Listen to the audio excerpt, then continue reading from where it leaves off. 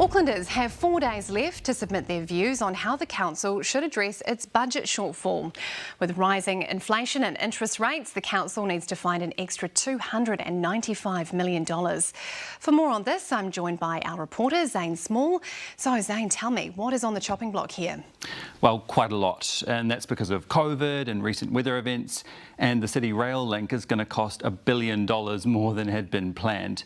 The council says it could save about $125 million by cutting back some of the services it offers, from public transport to youth centres and even homelessness services. But one of the biggest chunks, about $27 million, would come from cutting back funding for Auckland Unlimited. And that's a council-controlled organisation that helps bring events to the city. And that organisation has hit back, saying Auckland's economy received a $38.2 million boost from events between September and February.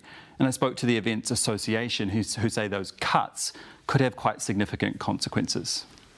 Tataki, Auckland Unlimited is facing a 3-year funding gap until the new funding model is in place. And my concern from the New Zealand Events Association is that without the new interim funding support for the next 3 years, the country will be socially and economically poorer.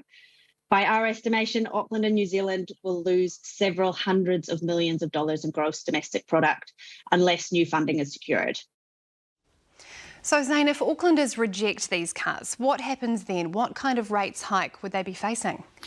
Well, if they reject the cuts, then they'd be looking at a rates increase of about 13%, and that's well above inflation, which sits at around 7%. If they do accept these cuts, then they'd be looking at a rates increase of just under 5%. Zane Small, thank you very much.